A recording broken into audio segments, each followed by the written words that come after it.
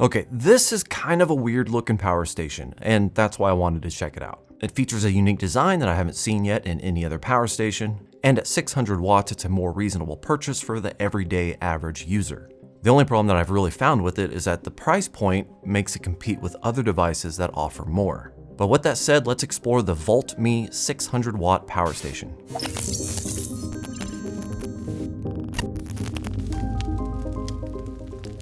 Okay, the first thing you're gonna notice about this is that it does look kind of cool. It's a nice design, it's nice and sleek. And it gets even better when you turn this thing on because the top of it just pops out. It only takes one click of the button for all of the ports to become available, which again, I think is very unique, it's very stylish, and I really like it.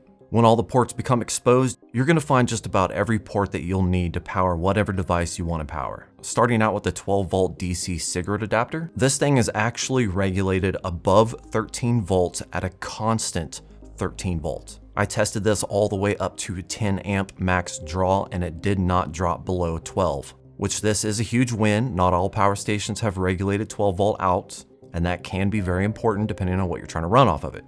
Then you have your two DC 5521, those are your standard, just plug in 12 volt, 10 amps. Then you have your two USB A's, which can be 5 volt, 9 volt, or 12 volt. That's gonna give you the QC 18 watt capabilities. But where it really gets interesting is the USB-Cs. Now the USB-Cs can handle 5, 9, 12, 15, 20 volts, basically giving you the PD 30 watt charging or 100 watt charging. So if you have a laptop, if you have a drone, if you have anything that can really draw some power through a USB-C, this power station is going to be able to give you the maximum amount of charging capability. And it gets even more interesting because you can also use the USB-C port to charge this power station. But before I talk about that, let's move on to the AC output. Now right on the front it says 120 volts, which I always get a little skeptical because most of these power stations are going to be running at 110, 111 volts. But not this one though, it actually does run at about 119 volts, which is impressive. That's good if you're trying to run things like fans or any kind of sensitive equipment that can react to a lower voltage. However, if you do go above 500 watts worth of usage, it does drop the voltage down to about 113 volts. So the claim of 120 at 600 watts, at least with my little heater gun, is not accurate. So now that's going to bring me around to charging. Like I said before, you could use the USB-C port in order to charge this up to 100 watts. And it comes with an AC wall adapter that charges it at 150 watts. So if you're only going to be charging it from the wall, you only have 150 watts worth of power to charge it. To be honest, I feel like 150 watts worth of charging is just not that great, especially because of the price point that this thing is trying to compete with. You can get something like an EcoFlow that can charge up to 900 watts. With this one, you'd have to have a USB-C and your AC input in order to get a total of 250 watts. I do acknowledge that this is a smaller battery, it's a more reasonable price range, and it's good for running something like a mini fridge for like 8 or 9 hours. But I think limiting the charging to 150 watts or requiring an additional USB-C charger just to get 250 watts, I think that's kind of a negative. Not necessarily a deal killer, just something to take note of. Okay, while I was editing this and I was ragging on the charging capability, I realized that since this thing puts out a 26 volt at 5.8 amps. That's going to give it its 150 watt charger. I thought to myself, why don't I just wire a couple 12 volt batteries that can do 100 amps each and then plug it into there, right? So to do that, this is going to be stupid and I could probably start a fire, but this is not rated for much. This is just an adapter. It's not meant for this. It's going to be a short-term test just to see if I can get it. The only problem is in order to get from here to there, I have these tiny little wires, which these things will melt. So I'm going to have to do a little bit of modifications, temporary modifications, to just run this very temporarily to try to see if I can get more out of it. Just to see if it's a limitation of like maybe a cheaping out on the charger, or if it's an actually built-in BMS limitation for the power station. So I heated this up a little bit, and then I'm gonna cut in through here, and then I'm gonna try to wire in a little bit thicker wires just to make sure that the wires themselves aren't gonna limit it. And we're just gonna kind of hope for the best. Just in case you're curious, this is what the inside of that looks like. It's protected by all that, of course. The outside of all of these are always the negative. and then the inside, that pin that's inside there is always the positive. So, you know, again, there is weak points here, but if I can wire in a stronger, bigger power cable, then hopefully it'll last longer before it melts, explodes, and then just, you know, just causes all kinds of havoc. I'm gonna be attaching these stupidly over large cables because that's what I have. I mean, look at that. Look at the comparison. It's gonna be, this is just dumb, okay? This is dumb, but it's just for testing. I'm a professional-ish. That is the positive. That is on there pretty damn sturdy. So I just got to do the negative. I'm even trying to wrap this so I have less chance of, you know, getting stuff crossed over. I mean, I'm trying to do this somewhat okay. That's probably one of the worst jobs ever.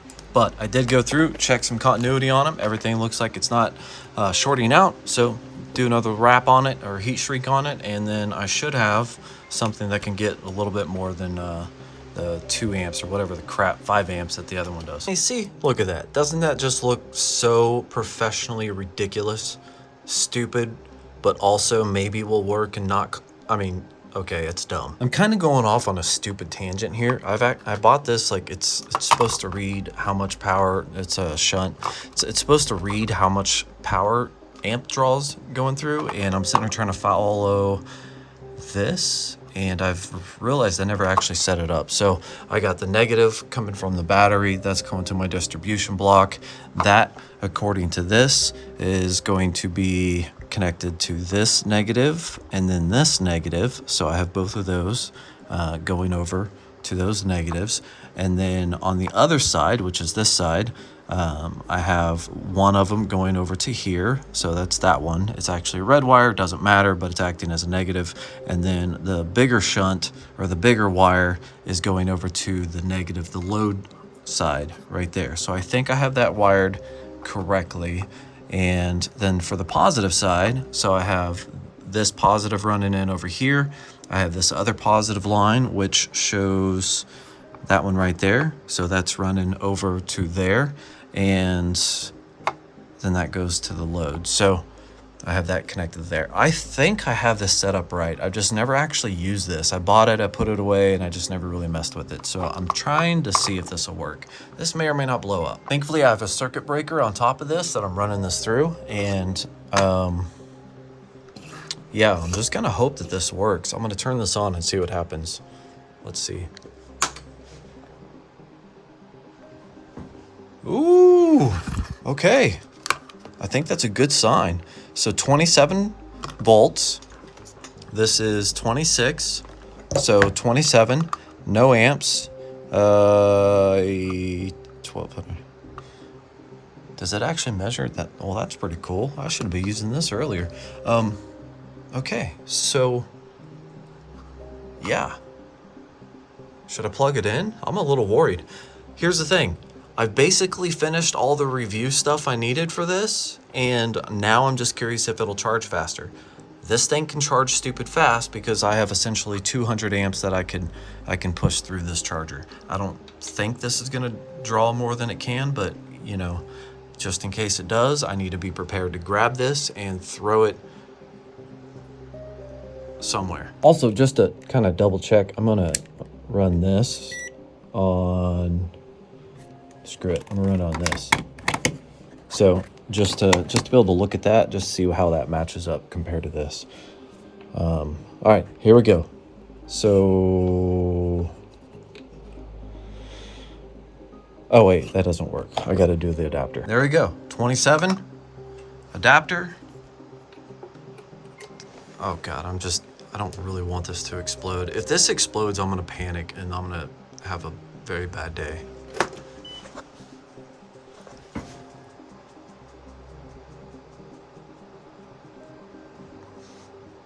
Okay.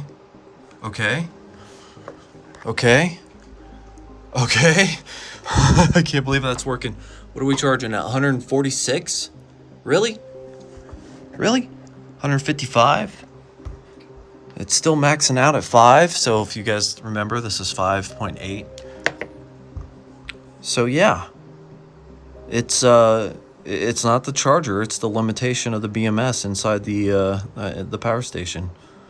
I mean, This thing can put out plenty of power, but this is not allowing it to do anything more than that. That is kind of disappointing, but now I know. So 5.94, 5.86. Let's see if there's a little change if I do this differently. 5.95, 5.9, 5.8, a little bit different. I trust this over this because this is just, yeah.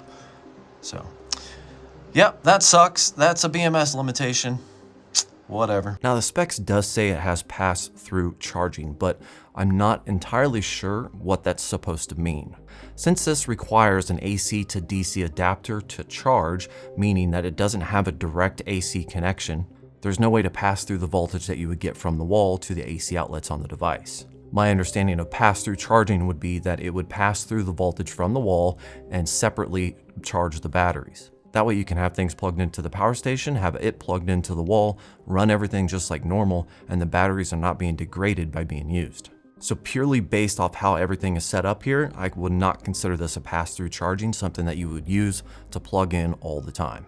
To clarify a little bit, in previous videos I said I like devices that you could use for alternative things while still being able to get the benefit of a mobile power station. For example, if you have a deep freezer or something and your power goes out sometimes, you could use this power station as like a UPS. If you can keep a power station in between the wall and your deep freezer, and if your power goes out, your freezer is still good to go until your power comes back on. But that would require pass-through voltage and a UPS feature. But that's something that this power station is not going to give you, so if you do purchase it, it's going to be for whatever it is you're doing, like you're camping or whatever, and then you just put it in the closet and wait until you need it again. But moving on, and kind of in the same theme of this unique design, is the LED accent lighting. Now this is actually RGB touch activated, and you don't even have to have the device powered on in order to use this. It's pretty cool because you can push the button and it pops up. And then when you tap it, you can cycle through different colors. I think this is kind of an interesting take on accent lighting. As somebody who has used these power stations at campsites, like, you know that when you put something like this, let's say on a table so people can charge their phones or whatever, having that extra accent lighting just to light up that table is a very, very nice feature. While I think this is a unique design and it's kind of cool how you can hide it and you can change colors and stuff like that, it does have a couple drawbacks. The first one being really usability. You're supposed to push it down and then it pops back up. If you do it enough, it becomes more and more reliable, but sometimes you can push it down and it just doesn't react. So it can take a little bit of messing around with in order to get the light to pop up. And the second one is it's just not super bright. The LED itself is not super bright. It is definitely more of an accent lighting. When it comes to usability, like functionality wise, you don't really want to rely on it to light up a certain area. And I'm only pointing this out because, like I said, in a campground before, I would use other power stations on a table right next to where food or something else was being placed, and I would light that area up specifically with the LED that came with the power station. And having that in a campground, especially in a group situation where people can charge their phones and they can see what's going on, is a really nice feature. And I'm not saying that this could not do that. I'm only saying that I feel like this light is more of an aesthetic thing than a functionality thing. It looks cool, it retracts, it changes colors, like, it's kind of neat. But when it comes to practicality, it's kind of limited in functionality. Speaking on functionality, the screen is kind of interesting as well. It provides a lot of information, and when it lights up, it's pretty easy to read, but it doesn't stay lit up very well, and there's no obvious easy way to get things to light up to make it more clear. So most of the time, it seems like it's more of in a power saving mode rather than an easy to read mode. So when you first turn it on, it gets very bright, it's very easy to read, and it gives you all the information you want, including how fast it's charging, discharging, how long you have on either one. It tells you what's turned on, the AC, the DC, the carport, etc. You can run it at 60 Hertz or 50 Hertz. I mean, it gives you all of the information you need. But once it sits for a while, it does go dim, and I don't actually know how to get it to light back up without turning things on and off. So not a huge deal. It's just something that I wish that there's something I could touch or something that would just make it light up to make it easier to read. Okay, with all that said, that brings me to the price. At the time of recording this video, it can be found on Amazon for $600. Now this can handle up to 600 watts and it has a capacity of 577 watt hours. The problem with this price point is that you start competing with other well-established brands that are in the same price range that actually offer more. Like for example, for $600 you can get an EcoFlow that charges up to 900 watts, has a 700 plus watt hour capacity, and handles the same 600 watts worth of power. Made by a brand that's well established, well known, and quite frankly has a much better presence on the internet. Whereas if you look up Voltme, specifically this power station, it's hard to find any information on it. It's practically a brand new unknown company that is charging the same price for something that offers less in return. So you get the unique design with the ports that hide and the neat little accent RGB lighting, but you're limited by slow charging and a somewhat diminished capacity based off of the competitors' options. If you guys want to read more about this, I will link to everything in the description down below. As always, if you have any questions, comments, or complaints, leave those in the comments section down below. Thank you for watching, like and subscribe, and have yourself a great day.